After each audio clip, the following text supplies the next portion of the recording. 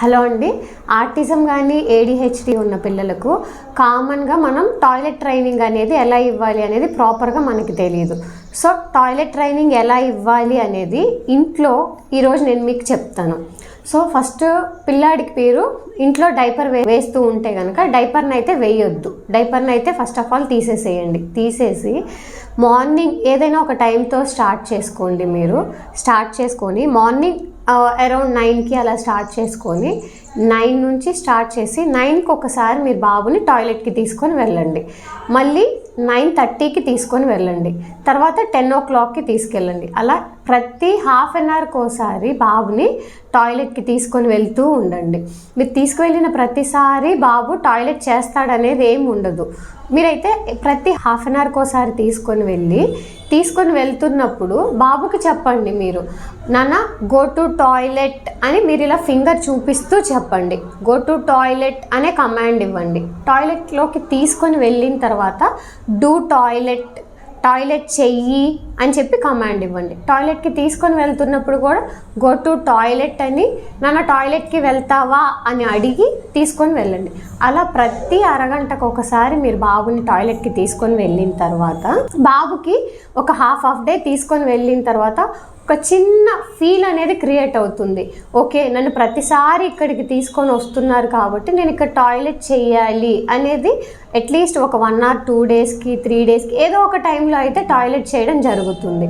So మీరు దాన్ని ఏం చేస్తారంటే స్లోగా 1 week 10 days తీసుకొని వెళ్ళిన తర్వాత ఒక్కొక్క పిల్లలకి 15 days కూడా టైం పట్టచ్చు. 15 days తీసుకొని వెళ్ళిన తర్వాత బాబుకి స్లోగా టాయిలెట్ చేస్తున్నాడు, ఎక్కువసార్లు బయట చేయడం ఆగిపోయింది, టాయిలెట్లో ఎక్కువసార్లు చేస్తున్నాడు అనిపించిన తర్వాత స్లోగా ఇప్పుడు మనం హాఫ్ అన్ అవర్ మెయింటైన్ చేస్తున్న చార్ట్ని 45 minutesకి ఒకసారి తీసుకొని వెళ్ళండి.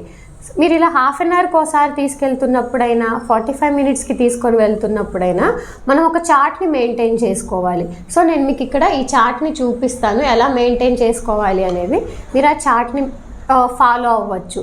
బాబు టాయిలెట్కి వెళ్ళినప్పుడు టిక్ చేసుకోండి, బాబు టాయిలెట్కి వెళ్ళినప్పుడు క్రాస్ అవుట్ చేసుకోండి. అంటే ఆ డే అంతా మీరు ఆ చార్ట్ చూస్తే మీకు ఒక ఐడియా వస్తుంది.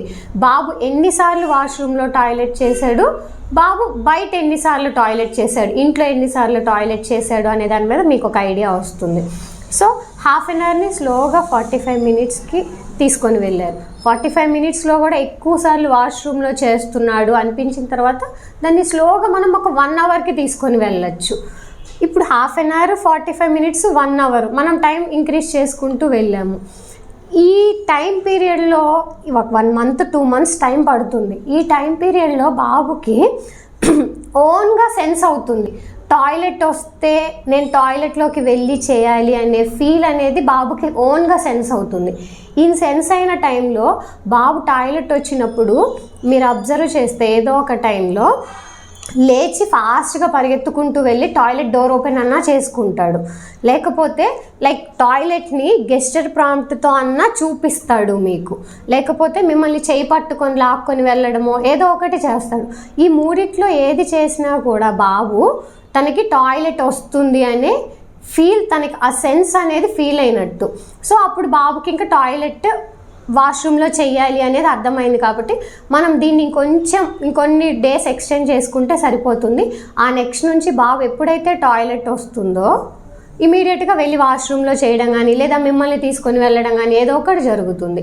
ఇలా మనం ట్రైనప్ చేసుకున్నప్పుడు బాబుకు అర్థమవుతుంది టాయిలెట్ వాష్రూమ్లోనే చేయాలి అనేది. మీకు కూడా ఈజీ అయిపోతుంది ఇంట్లో డైపర్స్ వేసుకునే పని లేకుండా. సో దీని మీద మీకు ఇంకేమైనా డౌట్స్ ఉంటే కనుక నా కమెంట్ బాక్స్లో కమెంట్స్ చేయండి, లేదా కింద స్క్రోల్ అవుతున్న నెంబర్కి కాల్ చేయండి. Thank you.